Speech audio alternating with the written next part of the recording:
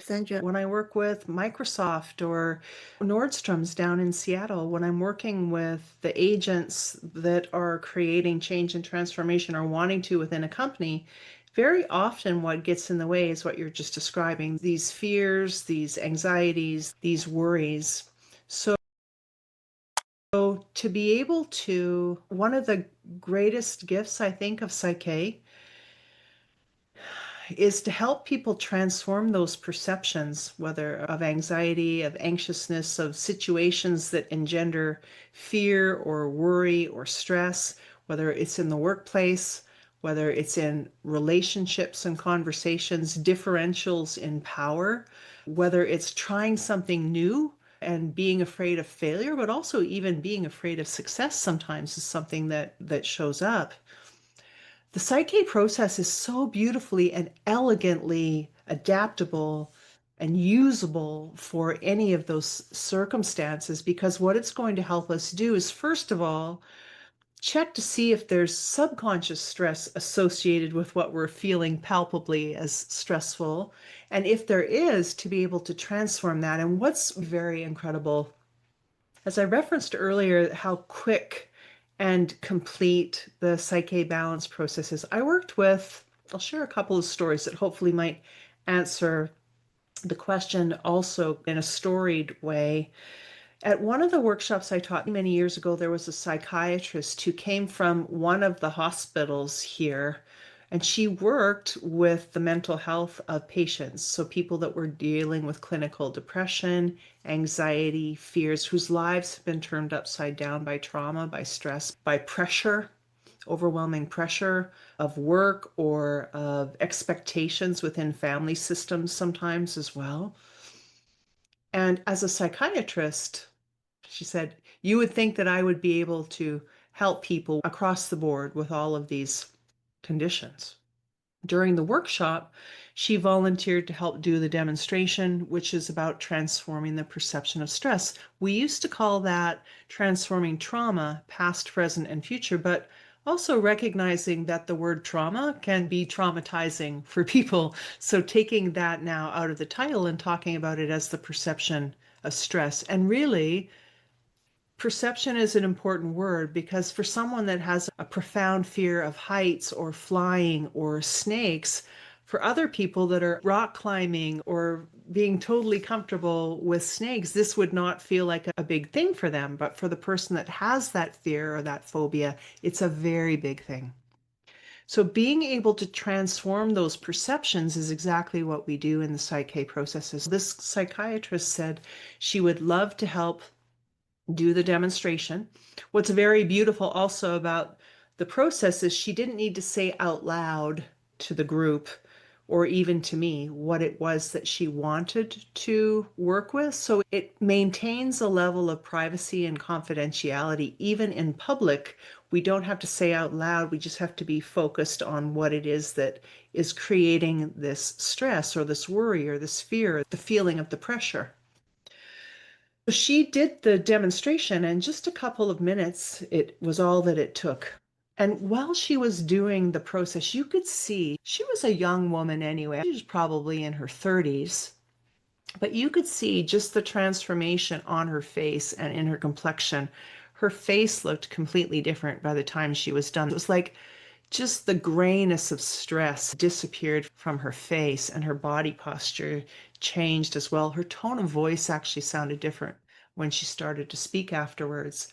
And she shared how completely in awe she was. That only took a couple of minutes. And she shared that what she was reprocessing during the balance was something she had been trying to work with, trying to resolve, trying to get better from for over 20 years. With all of her gifts and skills as a psychiatrist and all the people in her field that she had gone to for help for that, had never helped. And here, in the middle of a workshop with other people, she was able to completely release, transform, and move onward from this thing that had been keeping her so entangled and stuck emotionally and mentally. She was completely freed from it in just a couple of minutes. miraculous. I've had clients that have contacted me. One client is coming to mind right now who was completely housebound from anxiety. She could not drive. She certainly could not walk alone in town or in the city. She stayed very close to home. She would walk to wherever it was that she wanted to go. And she said, I feel like my life is just, my world is just so small. And the world is such a big and beautiful place. Why can't I go out and see the beauty in it? Why can't I go out and smell the gardens in the park? I can't. I feel so stuck. And we did one session, transformed. She didn't have to tell me what the situations were specifically. Some people don't. And she transformed the situations that were creating anxiousness and fear in her life. She called me, I'd say it's probably a week later, and she goes, Sandra, you're never going to guess where I am. And I said, where are you? She goes, I'm downtown Vancouver. I said, that's incredible. What are you doing there? She goes, I drove myself to Stanley Park. I drove all the way down here by myself. I did beautifully. I'm so safe. I'm having so much fun. She goes, my world, it's just expanding and it's continuing to expand. So someone who had lived such a small, contained life, feeling afraid of everything, is now driving herself to places around the city. So incredibly beautiful. Working with a lot of different professional people, whether they are business owners or whether they're C-level in different organizations, whether they're working as entrepreneurs as well. So the business environment is equally affected by our beliefs about, are we confident? Are we competent? Do we deserve success? Do we have the relationships that where we're supported, or is it every time we step forward we get knocked back? I worked with an amazing woman, actually. This ties into secondary gains, which we explore a little bit in the basic and the level 1 workshops, where she was a really successful businesswoman, but she said every time I reach about here in terms of my level of success, something happens when I want to go further and it knocks me back, and then I come up a little bit more and I get up to here, and then something happens and I get knocked back again. Well, that we have programming, we have subconscious beliefs that are keeping us where we are versus allowing us to move forward. Actually, the belief is weak to that. It would be more that I don't deserve to be successful. Or with this woman that I was just referencing, what it ended up being, I asked her one of the beautiful Psych-K questions, and she said, oh my gosh, she recognized that the family pattern from where she grew up, women were not allowed to be more successful than men. So every time she approached a new level of success, even though she wasn't consciously aware of it, it's like that subconscious program would create an interruption, and she'd drop back down again, and then she'd work and then drop back down again. When she had that level of awareness, because when I asked her, what would you be afraid of losing if you broke through that ceiling? And she jokes and she said, my husband. And she goes, not really. We've been high school sweethearts. We've been married for 30 years. We love each other. He would love it if I was even more successful, then he could retire. She said, but when you asked me that question, my childhood, like I saw my family of origin, I saw that the women were not allowed to grow taller than the men. They weren't allowed to shine brighter than the men. And so I grew up with that belief, and it's showing up in my business. So she balanced, number one, to transform her fear of losing her husband. Even though consciously it didn't make sense. Of course, I'm not going to lose my husband, but she recognized that's a belief that I have. So she, at the subconscious level of mind, if I achieve this, I will lose that.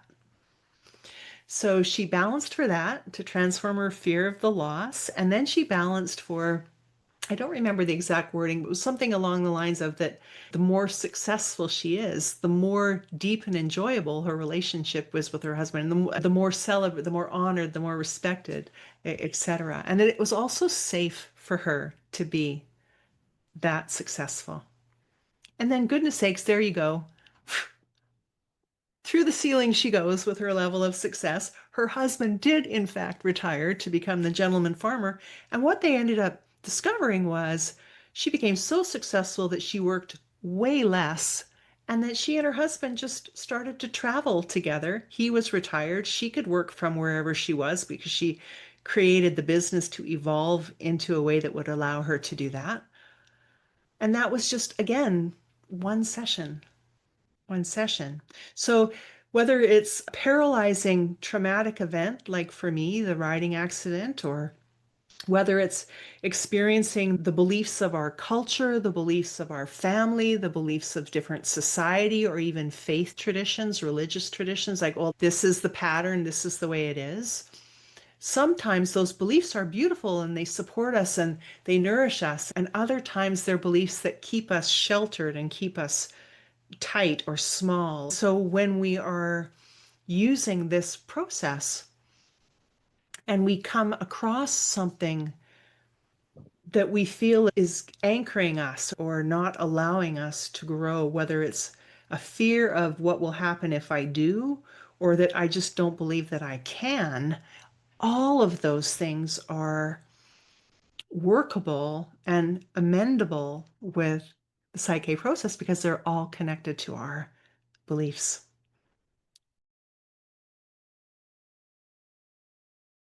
As women, we seem to often wear more hats. And one of the things we talk about with the conscious mind is that it can juggle 1 to 3 balls in the air at a time, for example. Unless you're a mom, then it's 5 or 6 balls we can, or plates that we can spin. The women seem to be able to hold more and balance more.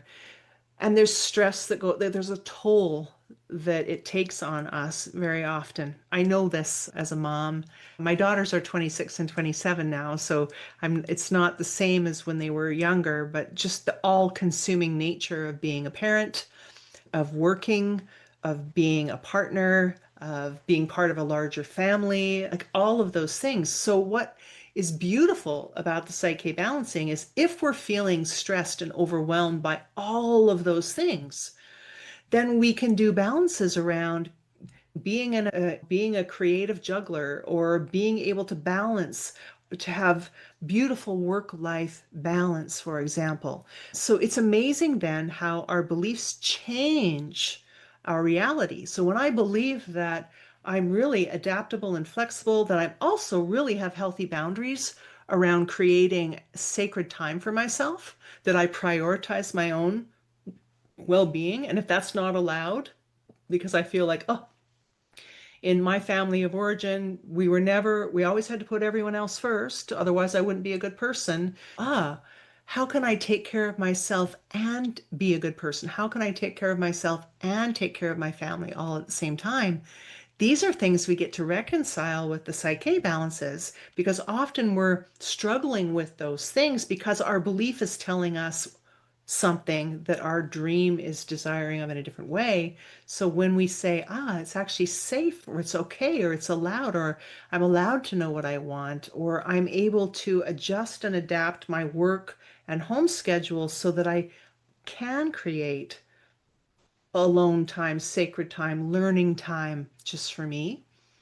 It's incredible how suddenly, now a neighbor says, I can drive your kids to school on this day because my kids are going on the same day as well. So why don't we car share or carpool? And now suddenly you have that time opened up in your day that you didn't have before. Like it really is incredible, Becky. And I know that you know this because you facilitate Psych-K so beautifully with other people, that when we start to do the balancing process, it's amazing how our life re-equilibrates and balances itself in ways that we didn't often even expect or predict.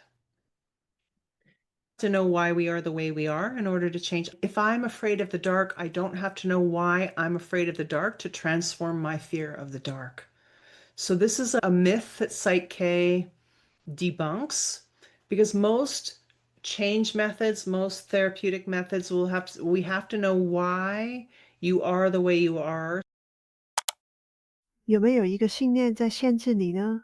如果改变能既轻松又快速，你会迎来什么新的人生呢？关于导师的10月生肖工作坊详情，请见下方链接。如果你都想體驗1對1嘅PSYCH-K諮詢，歡迎 DM 聯絡我。多謝你收睇，下一集再見。